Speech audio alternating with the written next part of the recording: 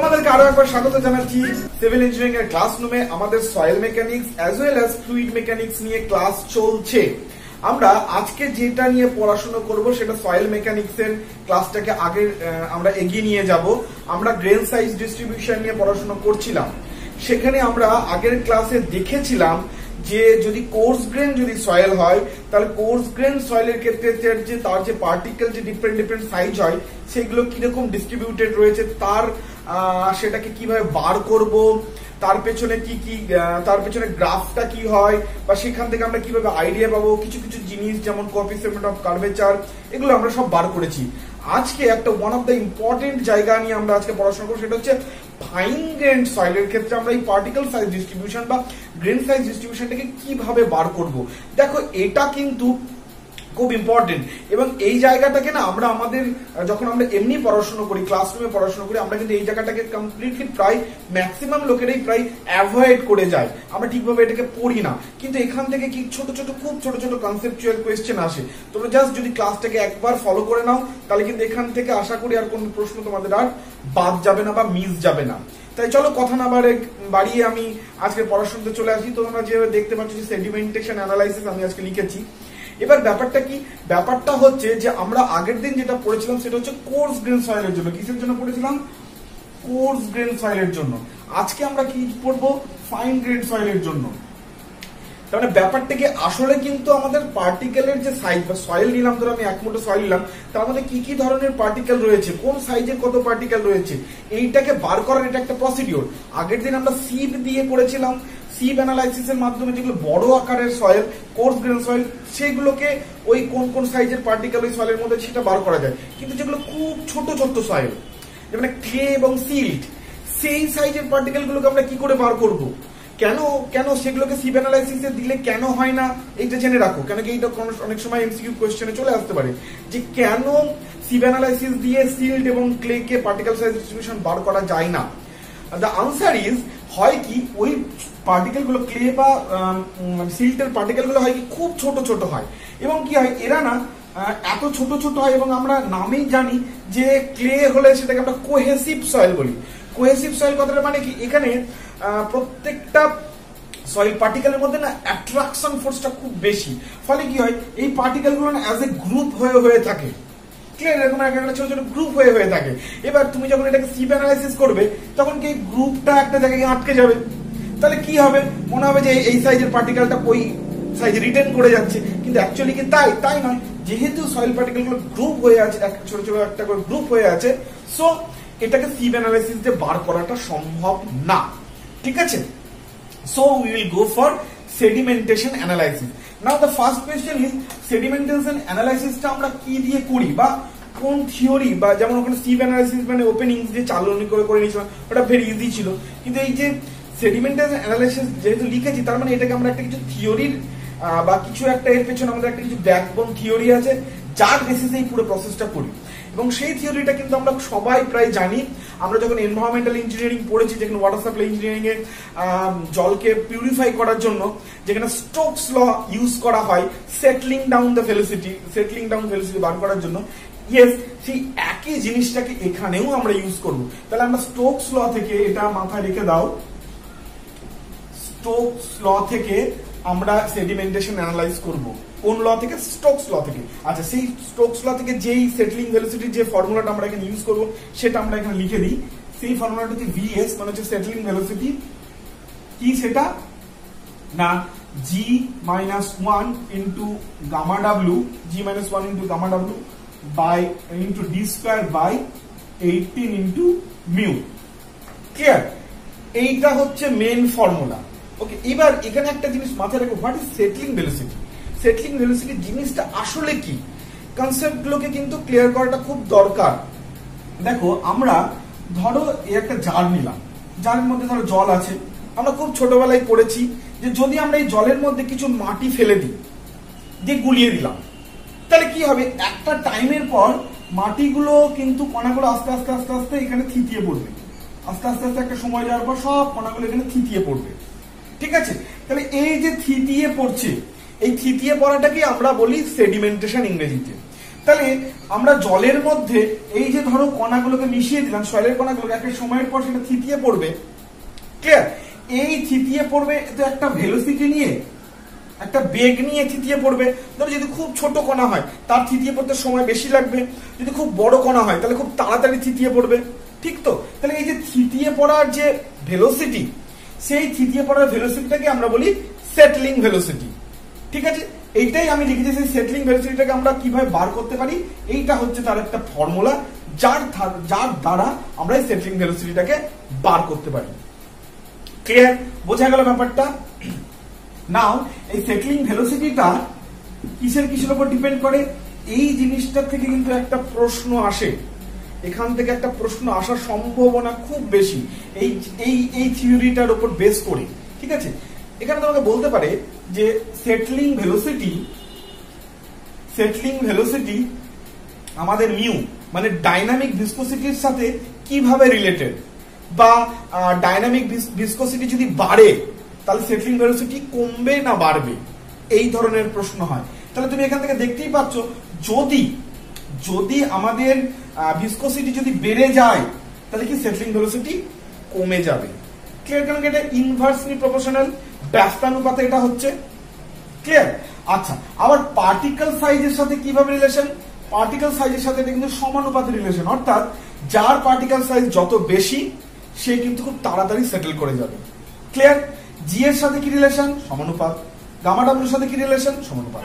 তাহলে এই রিলেশনটা কিন্তু মাথায় রাখবে। এখান থেকে একটা সবচেয়ে ভাইটাল প্রশ্ন আসে, যেই প্রশ্নটা কিন্তু আসার সম্ভাবনা খুব বেশি, সেটা হচ্ছে যদি আমরা জলের টেম্পারেচার বাড়াই, ঠিক আছে, যদি টেম্পারেচার যদি আমরা বাড়িয়ে দিই, সেটলিং ভেলোসিটি কি তাহলে বাড়বে না কমবে? সেটলিং ভেলোসিটি কি তাহলে বাড়বে না কমবে? এই জিনিসটা আমি তোমাদেরকে ভিসকোসিটি যখন পড়াচ্ছি আমার ফ্লুইডের ক্লাসে, তখন ভিসকোসিটি টেম্পারেচারের সাথে কি রিলেশন এখানে আমি আলাদা করে বলবো, ঠিক আছে? তবু আমি এখানে বলে রাখি, আমরা জানি যে যদি টেম্পারেচার বাড়ে তাহলে কিন্তু ভিসকোসিটি কমে যায়। কেন কি? টেম্পারেচার বাড়লে কি হয়? সয়েলের ভলিউম বাড়ে। সয়েলের ভলিউম বাড়লে কি হয়? সয়েলের কণাগুলোর মধ্যে না ভলিউম কিভাবে বাড়ে? সয়েলের কণাগুলো আস্তে আস্তে দূরে সরে যেতে পারে, মানে দুটো সয়েলের কণার মধ্যে ফ্রিকশনটা বা ইন্টারনাল রেজিস্ট্যান্সটা কমে যায়, and that is why viscosity drop করে যায়। তাহলে যদি টেম্পারেচার বাড়ায় তাহলে ভিসকোসিটি যদি ড্রপ করে তাহলে কি সেটলিং ভেলোসিটি বাড়বে। আর টেম্পারেচার যদি কমিয়ে দিই তাহলে তরলটা আরো সান্দ্র হয়ে যাবে, আরো গাঢ় হয়ে যাবে, আর গাঢ় হয়ে যাওয়া মানে ভিসকোসিটি বেড়ে যাবে, ভিসকোসিটি বেড়ে যাওয়া মানে কিন্তু ভিএস কমে যাবে। এটা খুব সিম্পল ব্যাপার, তোমরা একটা সিম্পলি মাথায় নাও। ধরো একটা গাঢ় দ্রবণ আছে, তুমি ধরো জল, ধরো পাতলা জলের মধ্যে একটু সয়েল মিশিয়ে দিলে তার থিতিয়ে পড়তে বেশি সময় লাগবে, নাকি ধরো একটা কোনো গাঢ় তরল নিলে তার মধ্যে কিছু সয়েল মিশিয়ে দিলে তার থিতিয়ে পড়তে সময় লাগবে? এখান থেকে তোমরা একটা সিম্পল বুঝে যাচ্ছ। তাহলে যেটা যত বেশি গাঢ় হবে তার ভিসকোসিটি তত বেশি হবে, সেখানে সেটলিং ভেলোসিটি তত কম হবে।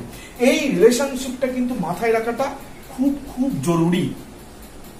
ওকে, এইবার আমরা চলে আসি যে সেডিমেন্টেশন অ্যানালাইসিসটা আমরা করব কিভাবে। ভেরি ইজি প্রসিডিওর, কিচ্ছু না, তোমাদেরকে সেটলিং ভেলোসিটির ব্যাপারটা তো বুঝিয়ে দিয়েছি। আমরা জাস্ট একটা এরকম একটা ট্যাঙ্ক নিই, ছোট্ট একটা বিকার বা ট্যাঙ্ক নিই, সেই ট্যাঙ্কের মধ্যে আমরা খুব ড্রাই সয়েল নিই। প্রথমে সয়েলটাকে ড্রাই করে নিই, কিন্তু একদম কমপ্লিটলি ড্রাই করে নিয়ে তার একটা ওজন নিয়ে রেখে দিই, ঠিক আছে, এমডি ধরে নাও। এবার মাস নিয়ে রেখে দিই। এবার সেই জলে আমরা ওই সয়েল কণাগুলো ডুবিয়ে দিই এবং গুলিয়ে দিই, ঠিক আছে। এইবার আমরা দেখে নিই যে ধরো এই একটা লেয়ার কনসিডার করলাম, ধরো না সয়েলের আমরা এই একটা লেয়ার কনসিডার করলাম, ধরো লেয়ারটার নাম দিলাম এ। তাহলে এ টি টাইম পর, ধরো আমি একটা সময় দিলাম, ধরো আমরা ধরো 1 মিনিট পর বা 10 মিনিট পর, ঠিক আছে। তাহলে এটা ধরো আমি যখন শুরু করলাম তখন ধরো T0 ছিল। এবার আমরা 10 মিনিট পর, অর্থাৎ যখন T=T1 হবে, তখন এই লেয়ারের যে কণাগুলো সেগুলো সেটেল করতে যাবে, নিচের দিকে যাবে। সিম্পল ব্যাপার, এটা তো বুঝতেই পেরে গেছো। তাহলে ধরে নাও সে সময় ওই টি টাইমের মধ্যে সে ধরে নাও এইচ দূরত্ব বা এইচ ইউনিট নিচে নামলো, হাইট ট্রাভেল করলো বা ডিস্টেন্স ট্রাভেল করলো ওই কণাগুলো সেটলিং ভেলোসিটির জন্য। তাহলে এই সময় এইচ যদি তার সেটলিং মানে ডিস্টেন্স যদি সে কভার করে, আর সেটা যদি টাইমটা যদি T1 টাইমের মধ্যে হয়, তাহলে ভেলোসিটি কি হবে? ভেলোসিটি হবে h/T1। মানে T যখন 0 ছিল, তারপর থেকে T যখন T1 হলো, তার মানে T1 সময়ের পার্থক্যে এই যে এ লেয়ারের যে কণাগুলো ছিল সেগুলো এই ডিস্টেন্স ট্রাভেল করে নিচে এসেছে। তাহলে আমরা এখান থেকে পেয়ে গেলাম ভেলোসিটি। আচ্ছা, এই ভেলোসিটিটাই যে এটাই তো সেটলিং ভেলোসিটি, তাই তো? তাহলে এইখানের মানটাকে যদি আমরা এখানে লিখে দিই, তাহলে এখান থেকে আমরা পার্টিকেল সাইজ ডি কিন্তু পেয়ে যাবো। কেন কি আমরা জলের মিউ জানি, জি জানি, গামা ডাব্লিউ জানি, সব জানি। তাহলে এখান থেকে আমরা কিন্তু কি পেয়ে যাব, ডি পেয়ে যাবো, পার্টিকেল সাইজ পেয়ে যাবো। ওকে, আর আমাদের পার্টিকেল সাইজ পেয়ে যাওয়া মানে কি হয়ে গেল, আমাদের ফাইনাল কি উদ্দেশ্য, কিসের জন্য করছি এটা? আমরা এটা করছি যাতে হচ্ছে ফাইন গ্রেন যে সয়েল হয় সেই সয়েল গুলোর ডিস্ট্রিবিউশনটাকে আমরা জানতে পারি, সেই সয়েল গুলো কিভাবে ডিস্ট্রিবিউটেড রয়েছে। তো সেই ডিস্ট্রিবিউশনের জন্য আমরা কি করেছিলাম, একটা গ্রাফ করেছিলাম। কোর্স গ্রেন সয়েলের ক্ষেত্রে সেম গ্রাফটা আমরা এখানেও করবো, কারণ that is the representation style. এই গ্রেন সাইজ ডিস্ট্রিবিউশনের রিপ্রেজেন্টেশন স্টাইল হচ্ছে এটা। তো সেখানে আমরা নিচের দিকে কি করেছিলাম, হচ্ছে পার্টিকেল সাইজ, তাই তো? পার্টিকেল সাইজ করেছিলাম বা diameter of the soil particle করেছিলাম, আর উপর দিকে কি করেছিলাম, পার্সেন্টেজ ফাইন আর্ট। তাহলে এখান থেকে যখনই আমরা ডি পেয়ে যাচ্ছি, তার মানে আমরা নিচের দিকেরটা পেয়ে গেলাম। ঠিক একই রকম ভাবে T2 টাইমের পরে কতটা হচ্ছে, T3 টাইমের পরে কতটা হচ্ছে, সেভাবে আমরা অনেকগুলো আমরা এখান থেকে ডি পেয়ে যাব। তাহলে সেই ডি গুলোকে আমরা এই নিচে প্লট করব। ক্লিয়ার? আর আরেকটা জিনিস কি, আরেকটা জিনিস আমার দরকার হচ্ছে percentage of fine art. Percentage fine আর্টটা আমরা কি করে বার করব? পার্সেন্টেজ ফাইনেসটাকেও আমরা একটা ফর্মুলেশনের মাধ্যমে বার করতে পারি। কিভাবে সেটা বার করি, সেটা বার করার না দুটো প্রসেস আছে। প্রসেসগুলো ডিটেইলে তোমাদেরকে জানতে হবে না, কিন্তু প্রসেসগুলো জাস্ট নামটা মনে রাখো। একটা হচ্ছে পিপেট মেথড, আর আরেকটা হচ্ছে হাইড্রোমিটার অ্যানালাইসিস। কি? Hydrometer analysis. হাইড্রোমিটার অ্যানালাইসিস, ঠিক আছে? দুটো কিন্তু খুব ইম্পর্টেন্ট নাম। তোমাকে অনেক সময় প্রশ্ন দেয় যে আমরা ফাইন গ্রেন্ডের যখন পার্টিকেল সাইজ ডিস্ট্রিবিউশন করি, তখন আমরা কোন ওই যে পার্সেন্টেজ যে ফাইনার বার করি সেটা কোন মেথডে বার করি?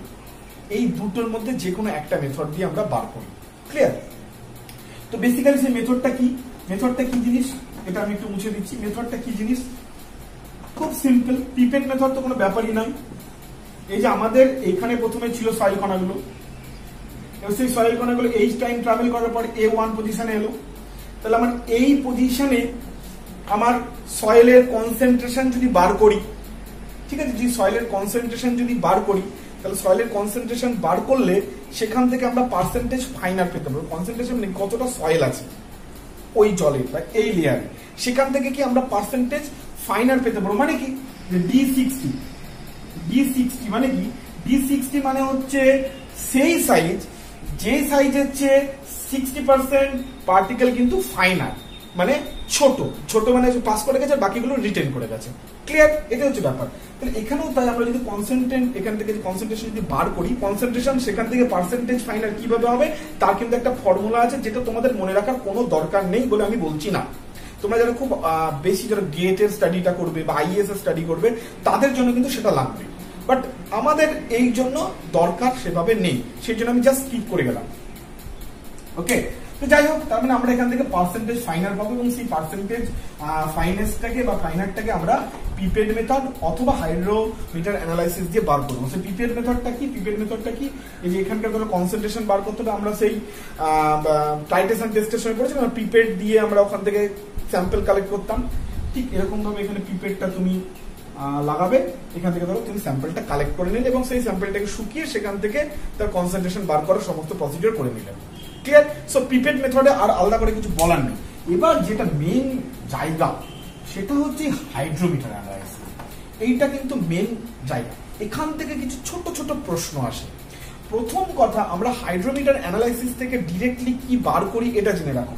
হাইড্রোমিটার অ্যানালাইসিস থেকে আমরা ডিরেক্টলি যেটা বার করি সেটা হচ্ছে কোনো একটা লেয়ারের স্পেসিফিক গ্র্যাভিটি। কোনো একটা জলের, ওই যে বললাম এক একটা লেয়ার দেখতে পাচ্ছ, যে কোনো আমাদের একটা লেয়ার কল্পনা করছি, সেই এক একটা লেয়ারের যে স্পেসিফিক গ্র্যাভিটি, সেই স্পেসিফিক গ্র্যাভিটিটা কিন্তু আমরা হাইড্রোমিটার অ্যানালাইসিসের মাধ্যমে বার করতে পারি।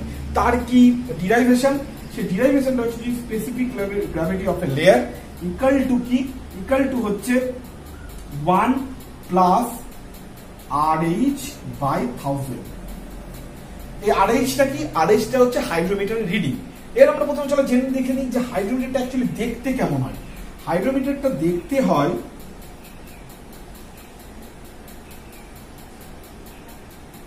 আমি খুব ভালো আঁকতে পারি, বুঝলে, একটু তোমরা কষ্ট করে সহ্য করে নিও।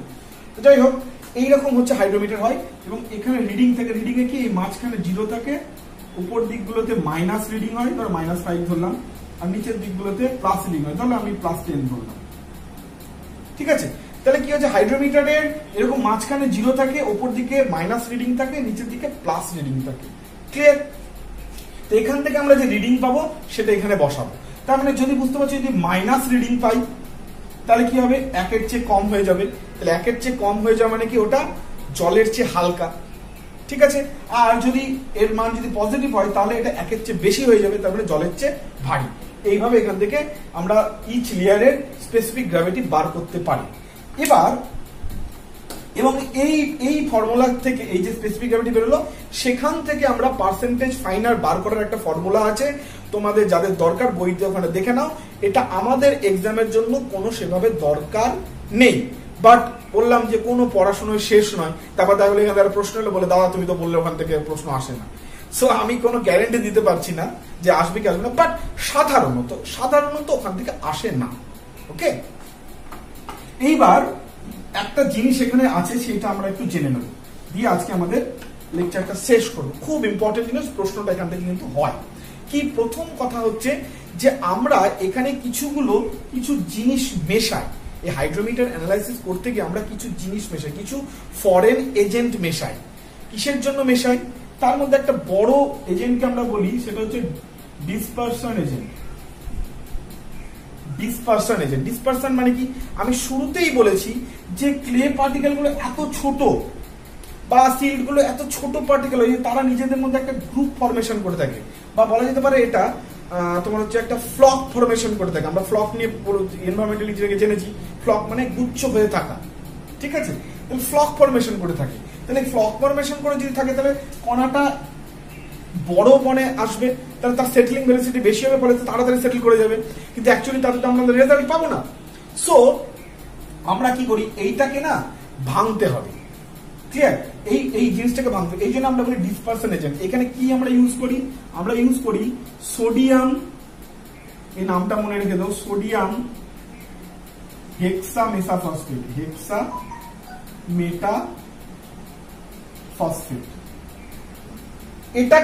এটাকে একটা জেনারেল নাম আছে, এই নামটাও মাথায় রেখে দাও, সেটা হচ্ছে ক্যালগন। ক্যালগন হচ্ছে একটা জেনারেল নেম এই সোডিয়াম হেক্সামেটাফসফেটের, যেটা ইউজ করে আমরা এই ফ্লক ফরমেশন গুলোকে ভেঙে ফেলি। ক্লিয়ার?